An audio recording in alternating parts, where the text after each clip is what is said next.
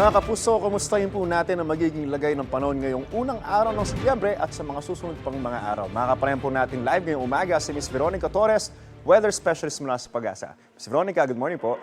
Magandang umaga rin po, Sir Anjo, at sa ating mga taga-subaybay sa unang hirit. Unang tanong po, gaano na po kataas ang tsansang maging bagyo nitong binabantayan nating low pressure area?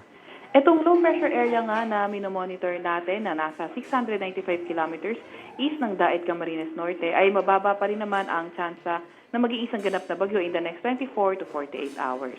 Saan na po ngayon nagpapaulan itong low pressure area? Nakita nga po natin na nagdadala na ito ng mga kalat-kalat na pag-ulan, pagkidlat at pagkulog sa Bicol Region, Aurora, Quezon at Rizal. Although may weather advisory din tayo ngayong araw kung saan 50 to 100 millimeters ang posible sa Quezon, Camarines Norte at Camarines Sur.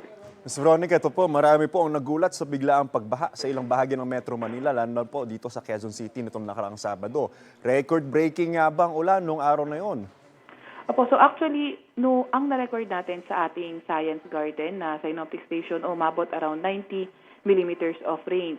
So, ito naman po ay posible naman po talaga itong mangyari, pero kapag ito ay nangyayari, ito ay nagkukos ng mga pagbaha at biglaang pagtaas nga po ng tubig at posible kung tayo ay nasa landslide prone area ay posible mag-cause ng landslide. Kaya kailangan mag-ingat pa rin tayo.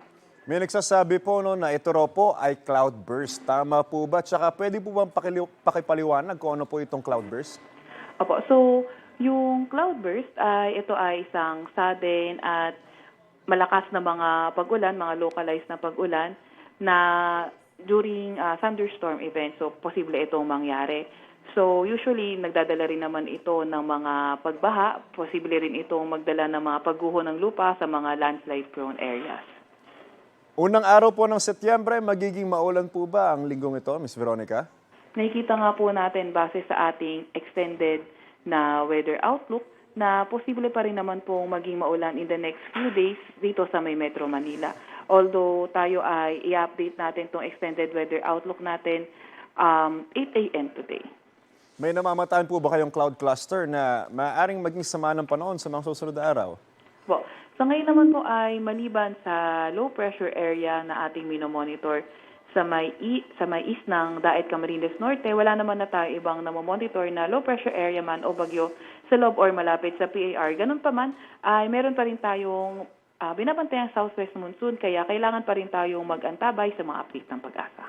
Ito po ang tanong ng karamihan, Ms. Veronica. Hanggang ilang bagyo po inaasahan natin ngayong Setyembre? Apo, ngayong buwan of September ay posible ang 2 hanggang sa 4 na bagyo ang pumasok or mabuo sa ating PAR base din sa ating climate outlook nung nakaraang linggo.